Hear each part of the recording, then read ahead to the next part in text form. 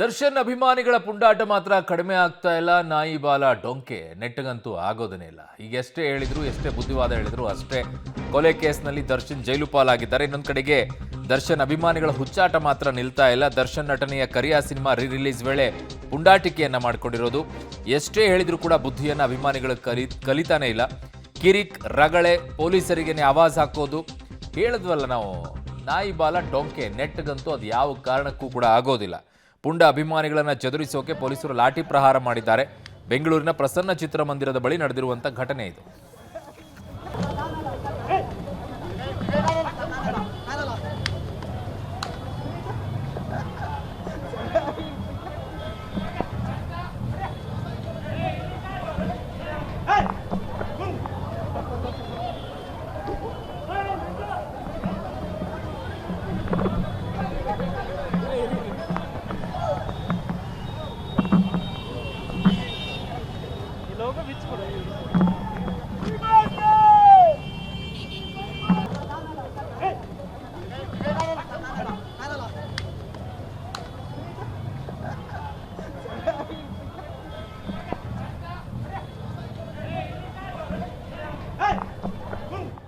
ನೋಡಿ, ಬೆಳಗ್ಗೆಯಿಂದ ಪಾಪ ಪೊಲೀಸರು ಬುದ್ಧಿ ಮಾತನ್ನ ಹೇಳ್ತಾ ಇದ್ರು. ನೀವು ಈ ತರ ಮಾಡೋದ್ರಿಂದ ದರ್ಶನ್ಗೆ ಕೆಟ್ಟ ಹೆಸರು ಬರುತ್ತಪ್ಪ, ಹಂಗೆ ಮಾಡಕ್ ಹೋಗ್ಬಿಡಿ ಅಂತ ಹೇಳಿ ನಾನು ಅವಾಗ್ಲೂ ಹೇಳ್ತಾ ಇದ್ದೆ. ಅವರು ಕಲಿಯಲ್ಲ ಸಾರ್ ಬುದ್ಧಿಯನ್ನ.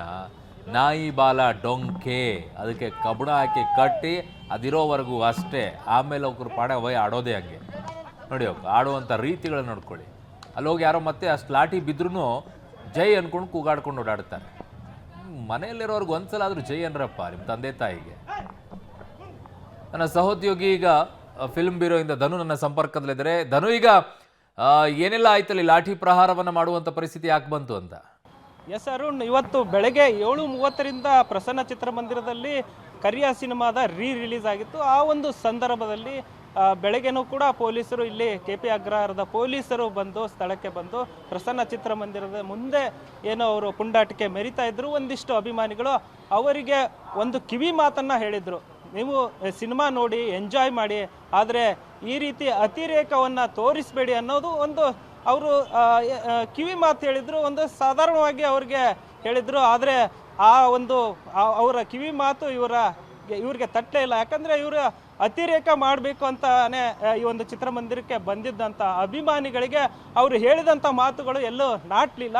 ಸೊ ಸಿನಿಮಾ ಏನು ರಿಲೀಸ್ ಆಯಿತು, ಸಿನಿಮಾದ ಒಂದು ಪ್ರದರ್ಶನವನ್ನು ಮುಗಿಸ್ಕೊಂಡು ಆಚೆ ಬಂದಂಥ ಸಂದರ್ಭದಲ್ಲಿ ಪುಂಡಾಟಿಕೆ ಮೆರೆದಿದ್ದಕ್ಕಂಥದ್ದು. ಆ ಒಂದು ಸಂದರ್ಭದಲ್ಲಿ ಪೊಲೀಸರು ಲಘು ಲಾಠಿ ಪ್ರಹಾರ ಮಾಡಿರ್ತಕ್ಕಂಥ ಅವ್ರೇನು ಪುಂಡಾಟ ಮೆರೆದ್ರು ಅಂಥ ಅಭಿಮಾನಿಗಳಿಗೆ ಲಾಠಿ ರುಚಿಯನ್ನು ಕೂಡ ಈ ಸಂದರ್ಭದಲ್ಲಿ ತೋರಿಸಿರ್ತಕ್ಕಂಥದ್ದು. ಪ್ರಸನ್ನ ಚಿತ್ರಮಂದಿರದ ಮುಂದೆ ಅವರನ್ನು ಚದುರಿಸೋಕೆ ಲಘು ಲಾಠಿ ಪ್ರಹಾರವನ್ನೇ ಮಾಡಿರ್ತಕ್ಕಂಥದ್ದು.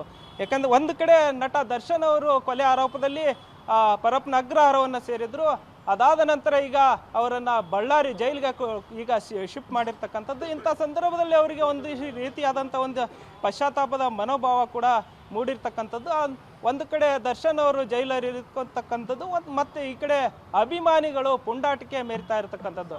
ಈ ಒಂದು ಸಂದರ್ಭದಲ್ಲಿ ಸಿನಿಮಾವನ್ನು ಅಭಿಮಾನಿಗಳ ಜೊತೆ ಅವರ ಗೆಳೆಯರಾದಂಥ ಆಪ್ತರಾದಂತಹ ವಿನೋದ್ ಪ್ರಭಾಕರ್ ಅವರು ಕೂಡ ಬಂದು ಸಿನಿಮಾವನ್ನು ನೋಡಿ ಅವರು ಕೂಡ ಮಾತನಾಡಿರ್ತಕ್ಕಂಥದ್ದು, ಭಾವುಕರಾಗಿರ್ತಕ್ಕಂಥದ್ದು. ಅವರ ಒಂದು ಸ್ನೇಹಿತನ ಬಗ್ಗೆ ಒಂದು ನೆನೆದು ಭಾವುಕರಾದರೂ ಒಂದು ಮಾಧ್ಯಮಕ್ಕೆ ಪ್ರತಿಕ್ರಿಯೆ ನೀಡುವಂಥ ಸಂದರ್ಭದಲ್ಲಿ ಕ್ರಾಂತಿ ಮತ್ತು ಕಾಟೇರ ಸಿನಿಮಾವನ್ನು ಮೊದಲ ದಿನವೇ ನಾನು ಫಸ್ಟ್ ಶೋ ಅಭಿಮಾನಿಗಳ ಜೊತೆ ನೋಡಿದ್ದೆ. ಅದೇ ರೀತಿಯಾಗಿ ಕರಿಯ ಸಿನಿಮಾ ರಿಲೀಸ್ ಆಗಿದೆ. ಈಗ 21 ವರ್ಷಗಳ ಬಳಿಕ ಈ ಒಂದು ಸಿನಿಮಾ ರಿಲೀಸ್ ಆಗಿದೆ.